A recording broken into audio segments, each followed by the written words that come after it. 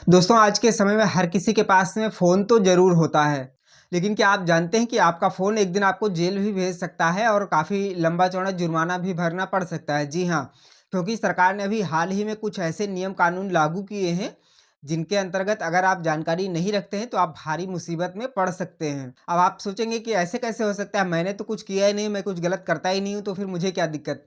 तो जी हाँ, आप कुछ भी नहीं करते हैं, डेफ़िनेटली आप सही बोल रहे हैं। लेकिन फिर भी आप भारी मुसीबत में पड़ सकते हैं। क्यों पड़ सकते हैं वो मैं अभी आगे आपको वीडियो में बताऊँगा। तो एक्चुअल में सरकार ने क्या नियम नए लागू किए हैं और आपको क्या करना है, क्या नहीं करना है, सारी जानकारी मैं आपको दूँगा। पर उससे पहले अगर आप चैनल पर नए हैं तो चैनल को सब्सक्राइब करके बेल आइकन को ऑल पर सेट करके ज़रूर रखिएगा, क्योंकि मैं हमेशा आपके काम की जानकारियाँ लाता रहता हूँ। देखिए अभी सरकार ने हाल ही में कुछ नियमों में परिवर्तन किया है और काफ़ी सख्त नियम लागू किए हैं टेलीकॉम विभाग से संबंधित। क्योंकि अभी साइबर फ्रॉड बहुत ज़्यादा हो रहा है। तो इस बात को देखते हुए सरकार ने कुछ सख्त नियम लागू किए हैं कि अगर जैसे कोई सिम कार्ड यूज़ कर रहा है, अगर किसी नंबर से कोई फ्रॉड होता है, कोई गलत कॉल होती है, कुछ भी स्कैम होता है, तो वहाँ पर जिसके नाम पर सिम कार्ड होगा वो पकड़ा जाएगा, ये तो आप भी जानते हैं। और वो पकड़ा जाएगा तो उसको जेल भी होगी और जुर्माना भी होगा। लेकिन यहाँ पर कुछ अन्य कंडीशंस भी हैं, जहाँ पर कई सारे ऐसे लोग भी फँसने की पूरी संभावना रहती है उन लोगों की कि उन्होंने तो कुछ किया ही नहीं, उनको पता ही नहीं है, लेकिन फिर भी उनको जेल भी हो सकती है या फिर जेल नहीं भी हुई तो काफ़ी परेशानी हो सकती है, काफ़ी पैसे भी उनके बेवजह में बर्बाद हो सकते हैं। कैसे होंगे वो आप समझिएगा ध्यान से। देखिए कई बार जब आप सिम कार्ड लेने जाते हैं, तो वहाँ पर क्या होता है जब आप अपना केवाईसी वेरिफ़िकेशन करते हैं तो कई बार होता है कि कैंसल हो गया किसी कारण से, तो बोलते हैं दुकान वाले कि आपका जो है केवाईसी वो कंप्लीट नहीं हो पाई है, इसलिए दोबारा से करना पड़ेगा। लेकिन वहीं पर आपके साथ में फ्रॉड हो जाता है। देखिए होता क्या है, कई दुकान वाले ऐसे होते हैं, हालाँकि मैं सबको नहीं कह रहा हूँ, लेकिन हाँ, कई बार ऐसा हो जाता है, कुछ लोग पैसे के लालच में इस तरह के घटिया काम कर जाते हैं। तो वहाँ पर क्या होता है कि जब आप कोई नया सिम कार्ड लेने जाते हैं या फिर पोर्ट करवाते हैं, कुछ भी करते हैं एक्स वाई जेड, तो वहाँ पर आपको मालूम होगा कि बायोमेट्रिक के माध्यम से केवाईसी होती है। तो कई बार होता है, कई लोगों के साथ ऐसा हुआ भी है, मैंने भी देखा है कि जब आप केवाईसी करते हैं, अपना बायोमेट्रिक लगाते हैं, तो उसके बाद में लगाने के बाद में वो बोलता है कि भाई ये कंप्लीट नहीं हुआ, कैंसल हो गया है, इसलिए मैं दोबारा से करूँगा। और उसमें क्या करते हैं वो लोग कि दोबारा से तो करते हैं, लेकिन जो एक सिम कार्ड होता है वो पहली बार में भी एक्टिवेट हो जाता है, लेकिन वो वाला वो अपने पास रख लेंगे और दोबारा से जब केवाईसी करेंगे तो एक नया सिम कार्ड एक्टिवेट कर देंगे, वो आपको दे देंगे। तो ऐसे में क्या हुआ कि आपके नाम पर 2 सिम कार्ड इश्यू हो गए। आपको एक लेना था, एक उन्होंने आपको दे दिया, दूसरा अपने पास रख लिया। और उन लोगों का स्कैमर्स के साथ में संबंध रहता है, उनसे कॉन्टैक्ट रहता है और वो लोग उनसे अच्छे खासे पैसों में खरीद लेते हैं। क्योंकि उन लोगों को तो फ्रॉड करना होता है और ऐसे में वो लोग जो है अच्छे खासे पैसे दे देते हैं, 1000, 2000, 5000 कोई भी अमाउंट हो सकता है और दुकान वाले भी सोचते हैं कि चलो मुझे अच्छा पैसा मिल रहा है, तो चलो मैं सिम कार्ड बेच देता हूँ। क्योंकि उनकी जेब से क्या जाएगा, उनको तो पैसे मिल रहे हैं। अगर फँसेगा तो कस्टमर फँसेगा तो उनकी टेंशन थोड़ी ले रहे हैं दुकान वाले, उनको तो पैसे से मतलब है। आपके साथ में हो गया फ्रॉड। अब उसके बाद में अगर उस नंबर को कोई स्कैमर ले लेता है, वो कोई उस नंबर से फ्रॉड करता है, तो ज़ाहिर-सी बात है नंबर ट्रैक किया जाएगा, एड्रेस आपका मिलेगा तो पुलिस आपको पकड़ेगी। आप बोलेंगे मैंने तो कुछ किया ही नहीं है, मुझे तो पता ही नहीं है। लेकिन इसको आपको प्रूफ़ करना पड़ेगा। प्रूफ़ करने में कितने झमेले होते हैं वो आपको मालूम है। हो सकता है बहुत सारा पैसा भी आपका बर्बाद होगा, क्योंकि पुलिस केस अगर होता है, कोई ऐसा मामला होता है, तो आप अच्छे से जानते हैं कि इसमें ईज़िली सॉल्व हो पाना बड़ा मुश्किल होता है। आपको कुछ न कुछ पैसा तो खर्चा होगा ही होगा। अगर आप एक बार निर्दोष भी हैं, कोई संबंध नहीं है आपका इस केस से, फिर भी आपका अच्छा खासा पैसा जो है वो बर्बाद हो जाता है। तो इसलिए आपको इन चीज़ों का ध्यान रखना है। अब आप सोचेंगे अगर मेरे साथ हो गया है तो मुझे पता कैसे चलेगा?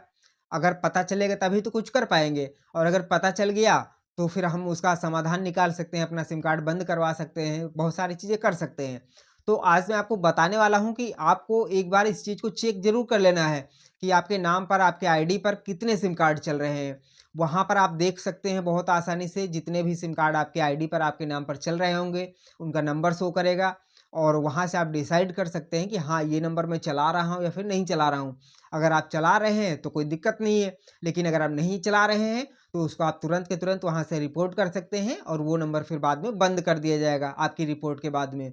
तो इस चीज़ का आपको विशेष ध्यान रखना है और आपको एक बार अपना चेक ज़रूर कर लेना है और एक बार क्या आप बीच-बीच में चेक कर सकते हैं, 2-4 महीने पे आप चेक करते रहिए या फिर कभी भी आप नया सिम कार्ड इश्यू करवाते हैं या फिर पोर्ट करवाते हैं, तो उसके कुछ दिनों बाद आपको ज़रूर चेक कर लेना चाहिए कि कहीं आपके साथ ऐसा फ्रॉड हो तो नहीं गया है।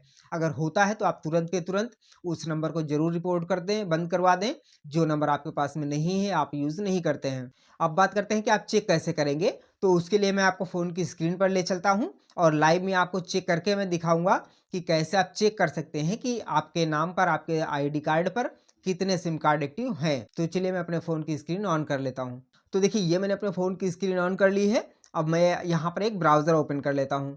ये मैंने ब्राउज़र ओपन कर लिया है। हालाँकि ये काम आप एप्लीकेशन में भी कर सकते हैं, ऐप भी इसकी सरकार ने जारी कर दी है, लेकिन मैं आपको ब्राउज़र में करके दिखाने जा रहा हूँ। तो अब यहाँ पर आपको टाइप करना है संचार साथी। ये मैंने टाइप कर लिया, इसको सर्च करेंगे। आप प्ले स्टोर में भी इस ऐप को सर्च कर सकते हैं, वहाँ पर भी आपको संचार साथी के नाम से एप्लीकेशन मिल जाएगी। अब देखिए यहाँ पर सबसे ऊपर ही वेबसाइट आ गई है, ये देख सकते हैं संचार साथी .gov.in। ध्यान रहे कि आपको ऑफिशियल वेबसाइट पे ही जाना है, gov.in लास्ट में होना चाहिए, किसी फेक वेबसाइट पर आपको नहीं जाना है। तो इसी पर क्लिक कर देंगे। ये सरकार का ऑफिशियल पेज है, ऑफिशियल वेबसाइट है। अब देखिए ये वेबसाइट ओपन हो गई है, इसे मैंने डेस्कटॉप साइट पे ओपन कर रखा है। अगर आप फ़ोन मोड पे रखते हैं तो हो सकता है थोड़ा बड़ी स्क्रीन में आएगा, लेकिन डेस्कटॉप साइट में होता है तो कोई भी वेबसाइट जो होती है वो ज़्यादा अच्छे से वर्क करती है, तो इसलिए आप भी डेस्कटॉप साइट पे कर सकते हैं। तो ये इसका इंटरफ़ेस है। अब मैं आपको बताता हूँ कि चेक कैसे करना है। तो यहाँ पर आपको थोड़ा-सा नीचे आना है और थोड़ा नीचे आएँगे। अब देखिए यहाँ पर आप फ्रॉड नंबर को कंप्लेन कर सकते हैं, रिपोर्ट कर सकते हैं। यहाँ से आपका अगर कोई फ़ोन खो गया है तो उसे ब्लॉक भी कर सकते हैं, उसके लिए आपको कहीं जाने की ज़रूरत नहीं है। आप यहीं से ऑनलाइन ब्लॉक कर सकते हैं और उसके बाद देखिए यहाँ पर आपको ऑप्शन मिल जाता है no mobile connection in your name, यानी आपके नाम पर कितने कनेक्शन हैं वो आप यहाँ से चेक कर सकते हैं। तो बस आपको इसी ऑप्शन पर क्लिक कर देना है, no mobile connection in your name. तो चलिए मैं इस पर क्लिक करता हूँ। ये मैंने क्लिक किया। अब देखिए यहाँ पर जो है आपसे कुछ डिटेल माँगी जाएगी और डिटेल में सिर्फ आपका मोबाइल नंबर माँगा जाएगा। आपको मोबाइल नंबर डालना है, कैप्चा डालना है, उसके बाद में ओटीपी आएगा तो आपको ओटीपी डाल के लॉगिन करना रहेगा। और देखिए साइड में देखेंगे तो रिक्वेस्ट रिसीव्ड लिखा हुआ, कितने लोगों ने ये रिक्वेस्ट की हुई है और नीचे लिखा हुआ है इतने लोगों की रिक्वेस्ट जो है उनको यानी जानकारी दे दी गई है। तो चलिए मैं यहाँ पर मोबाइल नंबर और कैप्चा फिल करके आगे का प्रोसेस दिखाता हूँ। अब देखिए मोबाइल नंबर और कैप्चा मैंने डाल लिया है। अब यहाँ पर वैलिडेट कैप्चा लिखा हुआ है तो इस पर क्लिक कर देंगे। ये देख सकते हैं वैलिडेट कैप्चा, तो इसी पर क्लिक करेंगे। आप देख सकते हैं ओटीपी सेंड हो गया है और ओटीपी आ भी चुका है तो मैं ओटीपी डाल लेता हूँ। देखिए ये मैंने ओटीपी डाल लिया है, अब लॉगिन कर देंगे। थोड़ा-सा वेट करते हैं, देखिए प्रोसेस हो रहा है। अब देखिए यहाँ पर जानकारी आ गई है और मेरा जो एक ही नंबर यहाँ पर शो हो रहा है, ये देख सकते हैं यहाँ पर सिर्फ़ एक नंबर है, यहाँ पर एक से ज़्यादा नंबर नहीं है मेरे, यानी मेरे नाम पर एक ही सिम कार्ड इश्यू है। देखिए यहाँ पर बॉक्स बना हुआ है, मोबाइल नंबर के शुरू के और आखिरी के कुछ अंक दिखाए जा रहे हैं।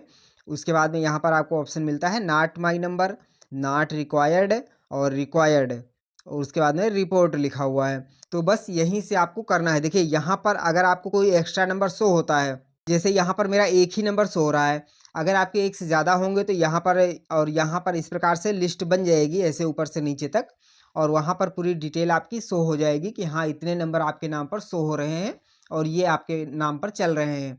तो वहाँ से अगर आपको देखते हैं कि हाँ ये तो मेरा नंबर है लेकिन ये दूसरा वाला है ही नहीं, तो आपको क्या करना है कि जो नंबर आपका नहीं है उसके सामने जो बॉक्स बना रहेगा, ये देख सकते हैं बॉक्स बना हुआ है, आपको इस पर टिक कर देना है, यानी क्लिक करेंगे तो टिक हो जाएगा। उसके बाद में अगर आप इस नंबर को नहीं चाहते हैं तो यहाँ पर आपको लिख देना है नॉट माई नंबर पर क्लिक करेंगे। देखिए सेशन एक्सपायर हो रहा है, ज़्यादा देर के लिए नहीं होता है, तो इसको मैं थोड़ा बढ़ा लेता हूँ क्योंकि ज़्यादा देर तक ये लॉगिन नहीं रहता है।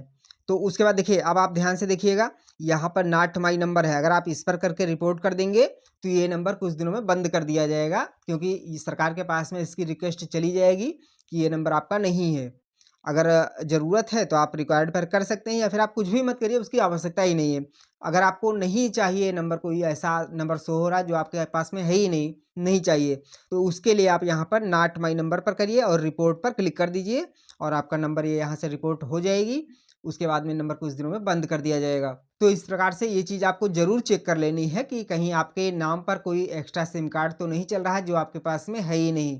अगर नहीं है तो आपको जल्दी से जल्दी उस नंबर को बंद ज़रूर कर देना है, रिक्वेस्ट ज़रूर कर देनी है। तो अगर आपके पास में सिम कार्ड है, फ़ोन है, तो एक बार इस प्रकार से अपना चेक ज़रूर कर लेना है कि कहीं आपके नाम पर कोई फ़र्ज़ी सिम कार्ड तो नहीं चल रहा है।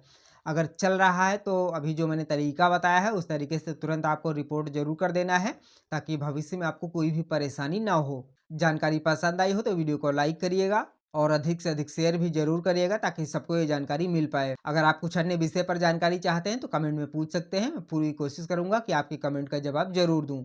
चलिए मिलते हैं एक नई जानकारी के साथ में, तब तक के लिए जय हिंद।